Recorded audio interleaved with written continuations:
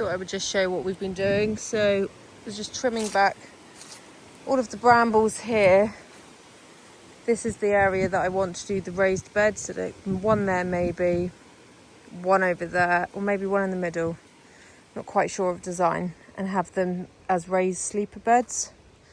So I'm umming and ahhing about whether to try and do it this side of Christmas, because we can get the bed set up. I can then start moving all the compost into the bottom of the beds because they'll be deep, and then it will sort of be ready for in the new year next summer. But then at the same time, we still haven't started on the bathroom, and Dave just said we need a new back door, so it's making decisions. But it's so calm and peaceful. That just goes down into the woods near ours, the little woodland. And this is the compost we put in. So I don't know if I'd maybe put like a big compost in the corner there, and then have this also for sleeper beds to go along. But then the thought is we're going to have all of our gardening out here, sort of growing of the vegetables, and I just think it will make this into a really nice space. So yeah, I'm not sure. Does anyone know what's best? Would it be best to start it sort of through winter for it ready to go next summer? But yeah, I want them quite high, raised beds, and then I'm going to do cobbles between them, cobble patio slabs between them, and I'll have to move this. This does seem like it's got, I think it's a gooseberry bush. I think this is raspberry, is it? Not raspberry, rhubarb. So yeah, there's a few things growing in there. So it would be good to keep the gooseberry bush if I can pot it or something. I'm not sure. But yeah, it's just nice to come out here when it's winter and start getting everything prepared. I've got loads of the roses to do. And we've got a little blackberry bit here that most of them have been wasted. So next year I need to make sure that when we know the spots, come out and get them. There's still some good ones there. So I've got a load of apples, so I might do apple and blackberry crumble or something. We did do a crumble a couple of months ago, but we are going to try and make a cake tonight because it is a new moon, and there's a thing called a moon cake that you do at the start of a new moon. Yeah, moon cake is a cake you make on a dark moon / new moon. We did one for the last one and it was really good. But yeah, I think I'm going to do one again. This one, we've got a load of apples, so we're going to do like spiced apple cake. So hopefully that's good. And then that'll be ready for the new moon tomorrow.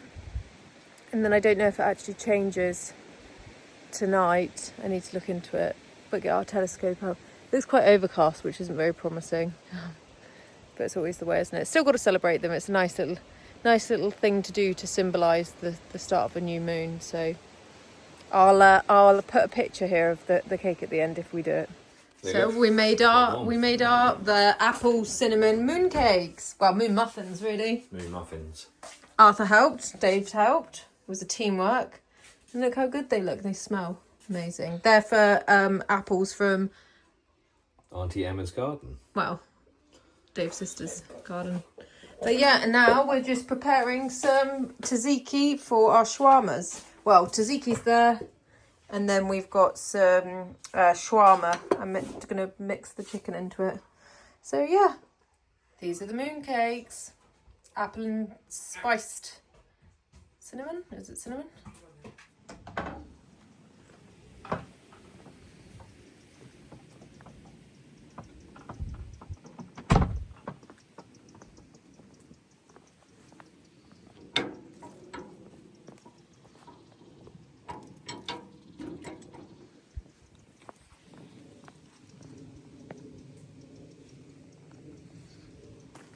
Go on. Go on.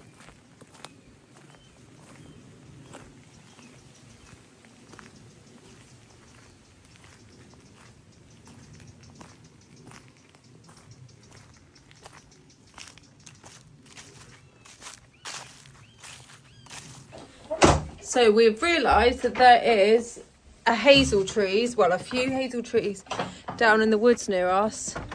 So Arthur and I were going to go see if we can forage some, and then if we can and it works, we're going to make it an annual tradition to make homemade Nutella. So we'll let you know how it goes. Oh, What are we doing? Foraging? yeah. I'm finding over. Over here. We're going to go see if there's hazelnuts, aren't we? Yeah. Hopefully, because it's been windy. Over there. Yeah, because it's been windy, they've all fallen down. Over there. Do you think the cows would have eaten them? Yeah. Do you think so? Yeah. Let's see. Where are you going? It's in here. Come on, Mommy. Do you remember where the hazel tree is? I'm going here. I'm going here. Go steady. Mommy, come on. I'm coming.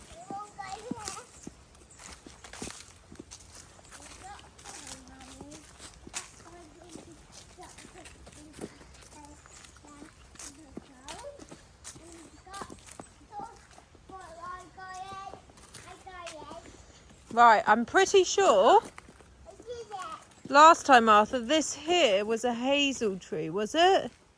Yeah, So we need to keep our eyes peeled. Hopefully we've not missed them all. yeah, I can't find it. Well, we've got to look, haven't we? No. Oh, oh. Oh no, something's been through and eaten them. Oh, So that one's been eaten. yeah. Oh, here's one that's still a bit good. Here you go, Arthur. Then put it in. You bring it to me. Put 'Cause it look, there's more over here. on this side. Here's one. Oh, this one's good. Put it in. Ugh. Thank you. Right, look, let's forage around. There's quite a few here. Here's another one. Put it in. Oh no, that one's been eaten. Yeah. And that one's been eaten. Right, better get foraging, hadn't we? Look at these mushrooms we found. And what mushroom have you found, Arthur? Which one? That one there? No, I found that, Maddie. Oh, you found that one, did you? Yeah. Look, and there's hazelnuts all around here. Here's some. These ones look good. These ones have all been eaten. See, look, I think we've just missed the main. We basically found out about hazelnuts just a bit too soon, didn't we? Yeah, that guy, Mummy. Come on. No, we've not done. How many have you got? 3. Let's see what's in your basket. No. A credit card. Oh, yeah. And a handful. That's not enough. We can't make chocolate spread with that. Why? I need it. We need some more. No, not the cards, the nuts. And that's We've got to find more. We have found, just off the path, a perfect little hazelnut grove. Look, these are all hazel trees and it's all a bit out of the way. So we should get a decent amount here. Let's see what we can get.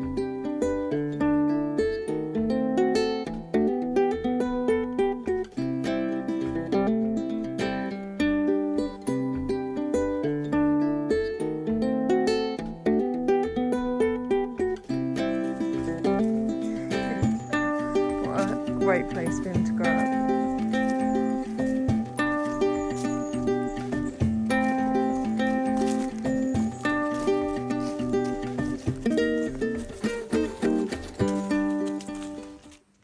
These are all the bits we've harvested. These are acorns, which apparently you can make some acorn coffee with. And then these are just the hazelnuts. And I did look online, it said dry them out, so I've put them on cardboard and it seems to be working. These were green when we got them. And then you can put them in water, and if they float, they're bad. If they sink, they're good. And then I'll wash them and pull off all of these.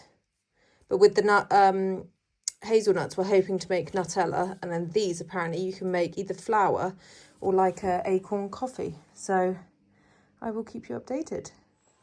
This is blackthorn, and they are sloes. So you can use them to make sloe gin, so we're going to give it a go. We made sloes years and years ago. I don't know how well you can see that.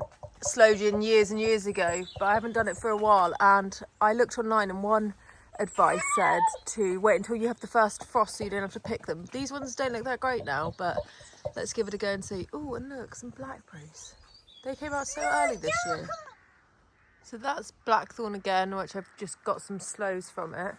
This apparently is hawthorn. I don't know if you can see the berries, which I think look really quite similar to rowan berries. And rowan, you can make rowan wine. Look, it looks like those berries are a bit past it now. I don't know if you can do anything with the haws from hawthorn. But one thing I was researching online is the way to tell the difference is the bark. So can you see that bark's quite gnarly? That means then that it's hawthorn, and rowan bark is more birchy, I believe. So we need to think of what we can do. I think you can use the leaves for tea, hawthorn leaves. But yeah, it's just good to know what there is. There is actually, if I just go around here, that over there looks like it's hawthorn. And they actually are looking a little bit fresher. So this is hawthorn as well, and our neighbours look like they've got a big hawthorn tree. It's funny because I never really thought of it as a tree, but... For a bit of a foraging update, these acorns have gone mouldy. They did not work. They were the ones that we foraged, and then we let them dry out a bit, and then we washed them. I did wait until they were fully dry to put them in here, but I think what it was is I think if you're going to get acorns, wash them immediately. And the thing I read said just rinse them, but I think try and give them a really good wash before you dry them out. So I'm going to see if I can get some more and give it another go. If not, it'll be a next year job. So that's that one. And then the hazelnuts we've got, we're going to try and roast these. We need to roast them first. So I'm going to pop them in a tray. We're just going to roast them. It says to do it at like 118 for 15 minutes. And then what has worked quite well so far is this we've done with the sloes. So I don't know if you can see them in there. With some sugar, and it's gin. So that's from the blackthorn bush, the sloes were. But it seems to be working really well so far. We have made this before, so it's kind of a fail-safe. And then it just makes sloe gin, which is delicious. So hopefully that will all go well. I don't know how long it actually takes, how long you leave them. But when you are done, make sure you remove the berries, because years ago I left the berries in there and it made it go mouldy. So you don't want to do that. But yeah, I'm going to roast up these hazelnuts and I will let you know how that goes. Hazelnut update. So I roasted them for 15 to 20 minutes and then some of them cracked. Can you see that one? But loads didn't. So I roasted them for longer and then I think I've just burned them anyway. But basically I Googled and there's loads of reasons why they might not crack. So I think we're going to have to go see if we can get some more and then try again. But it's all trial and error, but it is a little bit disappointing. Anyway, the sloes worked out, so that's the main thing.